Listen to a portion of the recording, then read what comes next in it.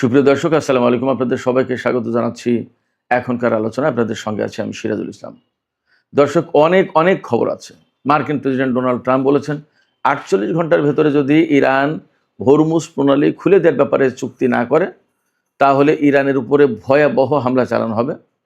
তিনি একই সাথে আশাবাদ ব্যক্ত করেছেন যে খুব শিগগিরই ইরানের সাথে একটা ফাইন সুন্দর একটা চুক্তি হচ্ছে। তিনি যে হুমকি দিলেন আবার চুক্তির কথা বললেন, আসলে কি হচ্ছে? এটা দ্বিচারিতা দ্বিমুখী কথাবার্তা হয়ে গেল না? আমি একবার শুরুটা প্রশ্ন দিয়েই করলাম। এরপর একটি সূত্র থেকে জানলাম ইরান হরমুজ প্রণালী খুলে দেওয়ার ব্যাপারে নতুন করে শর্ত আরোপ করেছে। সেই শর্ত পূরণ হলে তবেই ইরান হরমুজ প্রণালী খুলবে। কিন্তু আলোচনাটা হচ্ছে কার সাথে? ইরান তো বলছে আমেরিকার সাথে তাদের কোনো আলোচনা হচ্ছে না। তাহলে আলোচনাটা হচ্ছে কার সাথে? সে এক দারুণ প্রশ্ন। এদিকে লোহিত সাগরে ভারতের একটি তেলবাহী জাহাজে হামলা চালিয়েছে ইয়েমেনের হুথি যোদ্ধারা এবং জাহাজটি ডুবেই গেছে। সৌদি আরবের আরেকটি তেলবাহী জাহাজে হামলা চালিয়েছে হুতিরা। তবে পাকিস্তানের জাহাজের ব্যাপারে কি হচ্ছে, তাদের কি ভূমিকা, সেটা আর একটা প্রশ্ন। এদিকে গতরাতে খবর দিয়েছিলাম সৌদি আরবের নাজরান বিমানবন্দরে হুতিরা হামলা চালিয়েছে। তার ফলো আপ হচ্ছে সেই ড্রোন হামলায় বিমানবন্দরের প্রধান যে র্যাডার সিস্টেম সেটা মারাত্মকভাবে ক্ষতিগ্রস্ত হয়েছে। বিমান ওঠানামার সমস্ত সবকিছু বন্ধ আছে। অনির্দিষ্টকালের জন্য বিমানবন্দরের কার্যক্রম বন্ধ ঘোষণা করা হয়েছে। অন্য সূত্র থেকে খবর পাওয়া যাচ্ছে সৌদি আরবের সাথে ইয়েমেনের পর্দার আড়ালে আলোচনা হচ্ছে। এই আলোচনা কিভাবে হচ্ছে? মধ্যস্থতা করছে কে? গত রাতে দুবাইয়ের জেবেল আলী শিল্প অঞ্চল, সেখানে হামলা হয়েছে। অন্তত 7টা বিস্ফোরণের ঘটনা ঘটেছে। কারা এই হামলার পেছনে এখনো পরিষ্কার না। এই যে মধ্যপ্রাচ্যকে ঘিরে এত দ্বন্দ্ব, হুমকি, যুদ্ধ, সংঘাত, এর ভেতরে কিন্তু আশ্চর্যজনক একটা ঘটনা ঘটেছে। সেটি হচ্ছে তেলের দাম কমেছে। 2 ধরনের তেলের দাম, ব্রেন্ট ক্রুড এবং ওয়েস্ট টেক্সাস ইন্টারমিডিয়েট, 2 ধরনের তেলের দামই 5% কমেছে। এশিয়ার বাজারের যে সমস্ত স্টক এক্সচেঞ্জ সেখানে লাভ দিয়েছে ঊর্ধ্বমুখী। সুপ্রিয় দর্শক, এই সব বিষয় নিয়েই এখনকার আলোচনা। আশা করি আলোচনা থেকে অনেক তথ্য পাবেন এবং আলোচনা ভালোও লাগবে।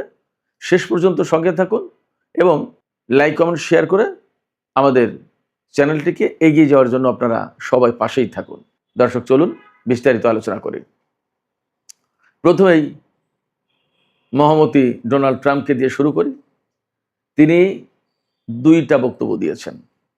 একটা বক্তব্য হচ্ছে ইরান চুক্তির জন্য পাগল হয়ে গেছে, চুক্তির জন্য আমেরিকার পিছনে ঘুরছে, এবং তিনি বর্ণনা দিচ্ছেন যে শনিবারে যে হামলা চালাতে চেয়েছিলেন সেই ব্যাপারে বলছেন যে ইরান আমাদেরকে ফোন করলো, তারা আমাদের কাছে অতি বিনয়ের সাথে, তিনি ঠিক এইভাবে বলছেন, অতি বিনয়ের সাথে আমাদেরকে অনুরোধ করলো যে একটু আলোচনা করা যায়, প্লিজ, আলোচনার সুযোগ আছে, যদি থাকে তাহলে আমরা একটা চুক্তি করতে চাই, আপনারা হামলা বন্ধ করেন। এই অনুরোধের পর আমি হামলা বন্ধ করলাম। এখন তাদের সাথে চুক্তি হবে। আগামী 48 ঘন্টার ভেতরে এই চুক্তি হয়ে যাবে। যদি চুক্তি না হয় তাহলে কিন্তু তাদের উপরে ভয়াবহ হামলা চালানো হবে। দ্বিতীয় বিশ্বযুদ্ধের পরে এত বড় হামলা আর হয়নি। এইরকম হামলা চালাবো। খেয়াল করুন, তিনি বলছেন ইরান হামলা বন্ধ করার জন্য অনুনয় বিনয় করেছেন, চুক্তির কথা বলেছেন, আবার বলছেন যে যদি চুক্তি না করে তাহলে দ্বিতীয় বিশ্বযুদ্ধের পরে সবচেয়ে বড় হামলা হবে। তাহলে কি করে হয়? এ কথা মিলল না তো। যারা চুক্তির জন্য বা হামলা বন্ধের জন্য অনুনয় বিনয় করে তারা তো চুক্তিই করে ফেলতো এতক্ষণ। তাদের কি হুমকি দেওয়া লাগে? আসলে ডোনাল্ড ট্রাম্পের কথা মিলছে না, মেলে না, কিন্তু তবু আমাদের শুনতে হয় এই কারণে যে ঘটনার এক সাইডের নায়ক বা খলনায়ক যাই বলি, ট্রাম্প তো বটেই। তিনি কি বলছেন, কি করছেন, কোন দিকে যাচ্ছেন, তার পদক্ষেপগুলো কি কি, এগুলো তো ফলো করার একটা ব্যাপার থাকেই। আফটার অল এই যুদ্ধ তো তারাই শুরু করেছে। যুদ্ধের একটা বিগ পার্ট আমেরিকা এবং ডোনাল্ড ট্রাম্প। সেক্ষেত্রে তাদের এই সমস্ত কথা, রিপিটেশন, একই কথা বারবার ঘুরিয়ে ফিরিয়ে নানান রকমের সত্য মিথ্যার মিশেল দিয়ে বাট আমাদেরকে শুনতে হয়, উপায় তো নেই। আলোচনা করতে হয়, যে এই বললেন তিনি, এই হলো। তো সেক্ষেত্রে তিনি যে কথা বলছে যে 48 ঘন্টার ভিতরে চুক্তি হয়ে যাবে এবং হুমকি দিচ্ছেন, এই হুমকি যতক্ষণ পর্যন্ত বন্ধ না হবে ততক্ষণ পর্যন্ত আলোচনায় যাবে না, চুক্তি হবে না ইরান। এটা ইরানের পক্ষ থেকে বক্তব্য। গতকাল কিন্তু আমি খবর দিয়েছিলাম ইরানের বিশেষজ্ঞ পরিষদ থেকে এই ধরনের আলোচনায় যাওয়ার ব্যাপারে নিষেধ করা হয়েছে। ইরানের পক্ষ থেকে এখনো কোনো আমেরিকার সাথে আলোচনার ব্যাপারে কোনো বক্তব্য দেওয়া হয়নি। এবং এই আলোচনার যে ব্যাপারটা, ডোনাল্ড ট্রাম্প এমনভাবে কথা বলছে, মার্কিন পররাষ্ট্রমন্ত্রী মার্কো রুবিও এমনভাবে কথা বলছে, মার্কিন অর্থমন্ত্রী বেসেন্ট এমনভাবে কথা বলছে, মনে হচ্ছে যেন চুক্তি হয়ে যাচ্ছে, আলোচনা হচ্ছে, দুই পক্ষ কাতারে বা পাকিস্তানে বা দুবাইয়ে কোথাও না কোথাও বসে গেছে, ব্যাপক আলোচনা চলছে, এরকম মনে হচ্ছে। কিন্তু ইরানের দিকে তাকালে একেবারে টোটালি অফ, কিছুই নেই। তারা বলছে যে এই আলোচনা হচ্ছে ওমানের সাথে আমাদের, এবং এটা সম্পূর্ণভাবে ওমানের সাথে আমাদের এই হরমুজ প্রণালী আমরা কিভাবে ব্যবহার করব, ভাগ করব, এই বিষয়টা নিয়ে আমেরিকার সাথে কোনো সম্পর্ক নেই।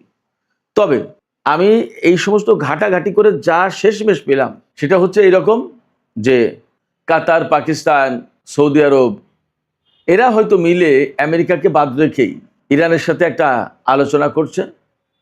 হয়তো সেখানে আমেরিকার মতামত তাদের কাছে আছে যে তারা কি নিয়ে কথা বলতে চায়, কোনভাবে কথা বলে তাদের সন্তুষ্টি আসবে, ইত্যাদি ইত্যাদি।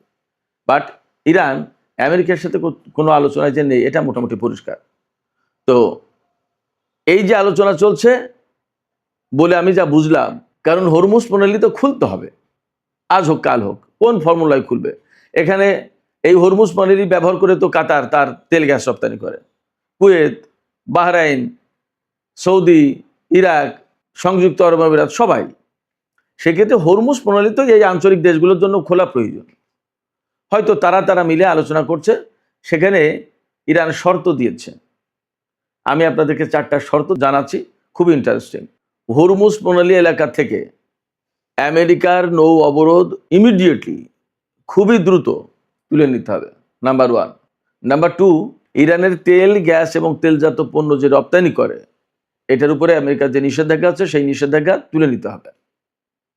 3 হচ্ছে হরমুজ প্রণালী দিয়ে যে সমস্ত জাহাজ চলাচল করবে তাদের উপর থেকে ফি আদায় করবে, সে যে নামেই হোক না কেন, এই ফি আদায় করবে ইরান এবং এটা বৈধ বলে মেনে নিতে হবে। নাম্বার 4, হরমুজ প্রণালী দিয়ে পারস্য উপসাগরের যে সমস্ত জাহাজ প্রবেশ করবে, ঢুকবে, সেই সমস্ত জাহাজের উপরে পূর্ণ কন্ট্রোল থাকবে ইরানের, অর্থাৎ কোনটা যাবে, কোনটা ঢুকতে পারবে, কোনটা ঢুকতে পারবে না, এটা ইরান ঠিক করবে। আর যে সমস্ত জাহাজ পারস্য উপসাগর থেকে বের হবে তাদের উপরেও অবজারভেশন চালাতে পারবে, তাদের দেখভাল করবে বা তাদের উপর পর্যবেক্ষণ চালাতে পারবে ইরান। এই 4টা শর্ত মেনে নিতে হবে, তাহলে ইরান হরমুজ প্রণালী খুলে দেবে। এখন এই বিষয়গুলো এই যারা আলোচনা করছে, মধ্যপ্রাচ্যের উপসাগরীয় অঞ্চলের দেশের যে সমস্ত নেতারা আলোচনা করছে, হয়তো তারা মেনে নিতে বাধ্য হবে, উপায় তো নেই। তা না হলে তো হরমুজ প্রণালী খুলছে না এবং তাদের ব্যবসা বাণিজ্য সমস্ত সবকিছু শেষ। গতকাল বলেছিলাম আরামকোর সিও তিনি জানিয়েছেন কি, যে এই যুদ্ধ শুরুর পর থেকে অর্থাৎ হরমুজ প্রণালী বন্ধের পর থেকে পর্যন্ত 260 কোটি ব্যারেল তেল আন্তর্জাতিক বাজারে যেতে পারেনি। এখন পরিস্থিতি আরো খারাপ। আমি একটু আগেই বলেছি যে ইয়েমেনের হুতিরা বাব আল মানদেব প্রণালী এবং লোহিত সাগর যেটা অবরোধ আরোপ করেছে, যে সেখান থেকে সৌদি আরবের কোনো জাহাজ যেতে আসতে পারবে না, সৌদি বন্দর থেকে কোনো জাহাজ তেল নিয়ে বের হতে পারবে না, বাব আল মানদেব প্রণালী দিয়ে যেতে পারবে না। এই অবরোধের আওতায় এ পর্যন্ত 8টি জাহাজে তারা হামলা চালিয়েছে, 29টি জাহাজ ফিরিয়ে দিয়েছে যে যেতে পারবে না, পিছাও। আর গতকালকেই সৌদি আরবের একটি তেল ট্যাঙ্কারে হামলা চালিয়েছে এবং ভারতের একটি তেল ট্যাঙ্কারে হামলা চালিয়েছে। ভারতের তেল ট্যাঙ্কারে হামলার পর সেখান থেকে 13 জন নাবিককে উদ্ধার করেছে, বাট তেল ট্যাঙ্কারটা ডুবে গেছে। পরিস্থিতি কিন্তু ভালো না। এতদিন হরমুজ ছিল, এখন হরমুজের পাশাপাশি বাব আল মানদেব প্রণালী, লোহিত সাগর এই সংকটে। সেক্ষেত্রে তেলের বাজার বিশ্ব অর্থনীতি হবে কি? খুলতে হবে, না খুললে তো উপায় নেই। এবং এটা যে আমেরিকার শক্তি প্রয়োগের মাধ্যমে সামরিক উপায়ে খুলবে সেটা সম্ভব না, দুটো কারণে। যদি তারা পারতো এতদিন খুলে ফেলতো, তারা পারেনি বলেই খুলতে পারেনি, সেই সামরিক সক্ষমতা আমেরিকার এখন নেই। আর 2 হচ্ছে যে যুদ্ধ শুরু করলে হরমুজ প্রণালীতে এটা তো নিরাপদ হবে না, কোনোদিন চলতেই থাকবে যুদ্ধ। কতদিন? আপনি যতক্ষণ পর্যন্ত ইরানকে সারেন্ডার করাতে না পারবেন ততদিন পর্যন্ত যুদ্ধ চলবে। ইরানকে সারেন্ডার করানো কি খুব সহজ কথা? মোটেই না। ফলে ইরান এখানে বিশেষ একটা সুবিধাপ্রাপ্ত দেশ হিসেবে পরিগণিত হচ্ছে, তাতে কোনো সন্দেহ নেই। এই জায়গা থেকে হরমুজ প্রণালী যদি খুলতেই হয় তাহলে ইরানের সাথে সমঝোতায় আসতে হবে। ওই যে হুমকি দেওয়ার ভাষা, যে না খুললে এত হামলা চালাবো, অমুক করবো তমুক করবো, এই সমস্তগুলো দিলে কাজ হবে না। ইরান বলেই দিয়েছে কোনো হুমকি ধমকিতে ইরান হরমুজ প্রণালী খুলবে না। পাশাপাশি গতকাল যে ইরানের বিশেষজ্ঞ পরিষদ থেকে বলা হলো যে এটা নিয়ে কোনো আলোচনা হবে না, এটা কিন্তু অনেক বড় ব্যাপার। সেক্ষেত্রে আমেরিকার সাথে যদি চুক্তি না হয়, এই অঞ্চলের দেশগুলোর সাথেই যদি ইরানের চুক্তি হয় এবং এই অঞ্চলের দেশগুলো যদি আমেরিকাকে বাধ্য করে যে ভাই তোমার অবরোধ সরাও, আমরা আর পারছি না, তাহলে সে কিন্তু বাধ্য সরাতে। এরই ভিতরে খবর পাওয়া যাচ্ছে নতুন করে সৌদি আরব তার ঘাঁটি এবং মাটি ব্যবহার করতে দিতে চায়নি আমেরিকাকে। সেদিনের যে হামলা, সেই হামলায় তো প্রধানত সৌদি যুবরাজ মোহাম্মদ বিন সালমান ডোনাল্ড ট্রাম্পকে ফোন করে ঠেকিয়েছে যে এই হামলা করলে একদম সর্বনাশ হয়ে যাবে, খবরদার। আবার ইয়েমেনিদের সাথে পর্দার আড়ালে সৌদি আরব আলোচনা করছে তাদের জ্বালানি এবং সহায় সম্পত্তির উপর যাতে ইয়েমেন হামলা না করে। তো যখন এই আলোচনা ম্যাচিউর হবে তখন ইয়েমেন বলবে না যে তোমার জ্বালানি তোমার সম্পদ আমি নিরাপদ করবো আর তুমি আমার উপরে অবরোধ দিয়ে রাখবে, এটা তো হতে পারে না। সেক্ষেত্রে আমার উপর থেকে অবরোধ তোলো, আমার বিরুদ্ধে যুদ্ধ তুমি বন্ধ করো, শান্তিতে থাকি, তা না হলে তোমার বিরুদ্ধে আমার হামলা চলবে। এই আলোচনা চলছে ওমানের মাধ্যমে। ওমানের মধ্যস্থতায় সৌদি আরব এবং ইয়েমেনের ভেতরে পর্দার আড়ালে একটা আলোচনা চলছে। আমি আপনাদেরকে আরেকটা কথা বলতে চেয়েছিলাম, ইন্টারেস্টিং। ইয়েমেনিরা যে লোহিত সাগরে অবরোধ আরোপ করেছে বা বালবান্দে প্রণালীতে জাহাজ যেতে দিচ্ছে না সৌদি তেল নিয়ে, এই ব্যাপারে পাকিস্তান এবং চীনের ব্যাপারে ইয়েমেনিরা কিন্তু ভিন্ন ঘোষণা দিয়েছে, ভিন্ন দৃষ্টিভঙ্গি তাদের। পাকিস্তানের জাহাজকে এবং চীনের জাহাজকে তারা যেতে দিয়েছে। এই পর্যন্ত যতদূর জানতে পারলাম, সৌদি আরব থেকে তেল নিয়ে চীনের 21টি জাহাজ বাব আল মানদেব প্রণালী পার হয়েছে, যতদূর মনে পড়ছে, যতদূর জানতে পারলাম। এবং পাকিস্তানেরও একটা দুটো জাহাজ পার হয়েছে, এদের সাথে এক ধরনের সমঝোতা হয়েছে। বাট মোটা দাগে সৌদি আরবের কোনো তেল এবং সৌদি আরবের কোনো জাহাজ ইয়েমেনিদের সম্মতি ছাড়া বের হতে পারছে না, বের হতে পারবে না। এদিকে গত রাতে দুবাইয়ের জেবেল আলী বন্দর এবং জেবেল আলী শিল্পাঞ্চল, এই শিল্পাঞ্চল, এখানে সারা বিশ্বের খুব নামি দামি বড় বড় বহু কোম্পানির অফিস আছে, কারখানা আছে, এখানে হামলা হয়েছে। অন্তত সাতটি বিস্ফোরণ হয়েছে। এই বিস্ফোরণ এবং এই হামলা কারা করেছে এটা পরিষ্কার না, তবে ধারণা করা হচ্ছে বা অনেকেই সন্দেহ করছে যে ইয়েমেনের হুতিরা করে থাকতে পারে। এই হামলার অর্থাৎ বিস্ফোরণের পর কালো ধোঁয়ায় ছেয়ে যায়, ধোঁয়া এবং আগুনের কুণ্ডলি উঠতে দেখা যায়। এই বিষয়টা ভিডিও করার জন্য চেষ্টা করেছিল দুইজন ব্যক্তি, হয়তো কেউ কেউ আরও বেশি, বাট দুইজনকে আটক করা হয়েছে। ডোনাল্ড ট্রাম্পের হুমকি নিয়ে আমি আরেকটু কথা বলি। ডোনাল্ড ট্রাম্প যখন ইরানের বিরুদ্ধে হামলা চালানোর ব্যাপারে ব্যাপক হুমকি দিচ্ছেন যে যদি চুক্তি না করে তাহলে ইরানকে একেবারে ধ্বংস করে দেওয়া হবে। খুব বাস্তব কথা হচ্ছে কি জানেন, আমেরিকার আসলে সেই সক্ষমতা এখন নেই। গত রাতে আমরা একটা খবর দিয়েছিলাম, আমেরিকার কাছ থেকে তাদের দূরপাল্লার খুব গুরুত্বপূর্ণ দুটি ক্ষেপণাস্ত্র, আর্মি ট্যাকটিক্যাল মিসাইল এবং প্রিসিশন স্ট্রাইক মিসাইল, এই দুটো মিসাইল ব্যাপক মাত্রায় কমে গেছে। কিন্তু আজকে তার ফলো আপ রিপোর্ট কি জানেন? সিএনএন বলছে, সিএনএন কিন্তু আমেরিকার খুবই প্রভাবশালী একটি পত্রিকা, শুধু সিএনএন না, আরও অনেক পত্রপত্রিকা এবং গণমাধ্যম টেলিভিশন চ্যানেল বলছে যে আমেরিকার হাতে শুধু ওই দুটো ট্যাকটিক্যাল মিসাইল এবং প্রিসিশন স্ট্রাইক মিসাইল, এই দুটো শেষ হয়নি, থার্ড 80% শেষ, পেট্রিয়ট অর্ধেকের বেশি শেষ। আমেরিকার হাতে যুদ্ধের আগে 400 সামথিং থার্ড ক্ষেপণাস্ত্র ছিল, তার 80% শেষ হয়ে গেলে আর কয়টা আছে? পেট্রিয়ট 2000 সামথিং ছিল, তার অর্ধেকের বেশি শেষ হয়ে গেছে। আর ওই যে দুই রকম আর্মি ট্যাকটিক্যাল মিসাইল এবং প্রিসিশন স্ট্রাইক মিসাইল, যেটা এই দুটো তো প্রায় শেষের পথে।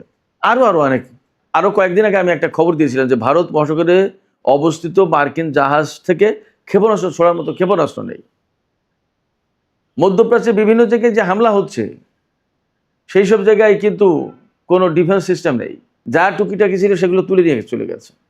মধ্যপ্রাচ্য মোটামুটি মুক্ত এখন ডিফেন্স সিস্টেম থেকে বলা যায়। এই অবস্থায় যদি আমেরিকা ইরানের উপর হামলা চালায় তাহলে ইরান যে পাল্টা হামলা চালাবে সেই হামলা ঠেকানোর মতো অবস্থা তাদের নেই, যার কারণে মার্কিন সামরিক বাহিনী প্রচণ্ড বিরোধিতা করেছে ডোনাল্ড ট্রাম্পকে, যে না স্যার, এই হামলা চালানো যাবে না, এই হামলা হলে ভয়ঙ্কর ক্ষতি হবে, ঠেকাবো কি দিয়ে।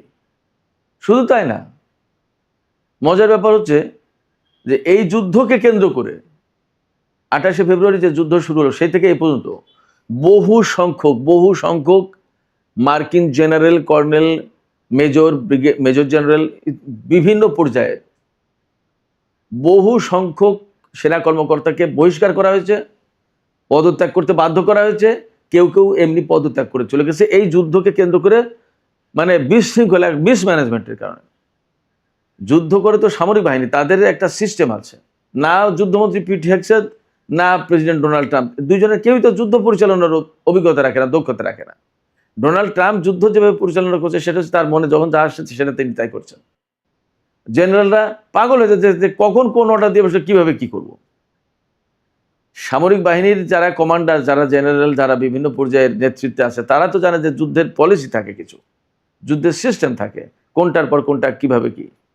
ডোনাল্ড ট্রাম্প সমস্ত না, জাস্ট কমান্ড করেন এবং সেটা বাস্তবায়ন করতে বলেন। এটা কি সম্ভব? যার কারণে আমেরিকার বহু সংখ্যক সেনা কর্মকর্তা, এটা আমার কথা না, এক্সিওস আছে, ওয়াল স্ট্রিট জার্নাল আছে, অনেক পত্রিকা আছে, পদত্যাগ করেছে। তাদের অনেককে বহিষ্কার করা হয়েছে, অনেককে জোর করে পদত্যাগ করতে বাধ্য করা হয়েছে। এবং পিট হেগসেথের বক্তব্য হচ্ছে যে নতুন সময়ের, নতুন নিয়মের, নতুন পলিসির, নতুন ডক্ট্রিনের যুদ্ধ, এর সাথে খাপ খাওয়াতে পারে এরকম তরুণ বা নতুন সেনা কর্মকর্তাদেরকে আমরা দায়িত্বে আনছি। যারা আসলে ডোনাল্ড ট্রাম্পের সাথে, পিট হেগসেথের সাথে অ্যাডজাস্ট করতে পারছে না, তারা চলে যাচ্ছে এবং তাদেরকে বিদায় দেওয়া হচ্ছে। মানে দাঁড়াচ্ছে যে মার্কিন সামরিক বাহিনীতে স্বাভাবিক অবস্থা নেই।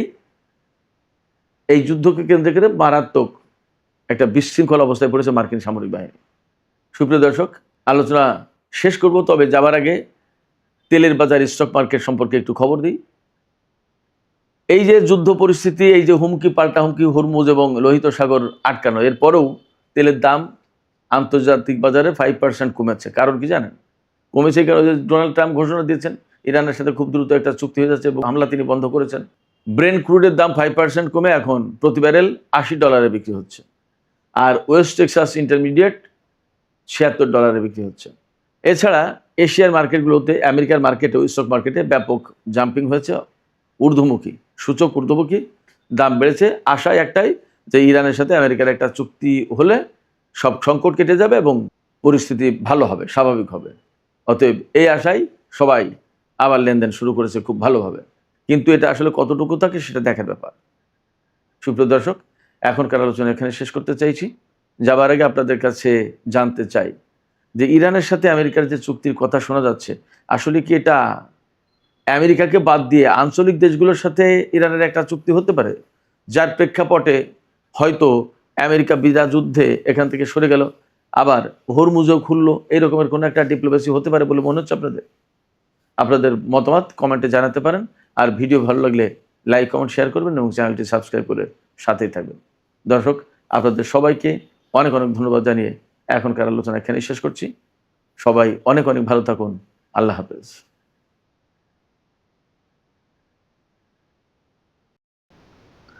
দর্শক অবশ্যই শুরু থেকে শেষ পর্যন্ত দেখছেন, জানছেন। অবশ্যই আপনাদের মূল্যবান মতামত কমেন্টে জানিয়ে দিবেন। তো সবাই ভালো থাকবেন। ধন্যবাদ সবাইকে।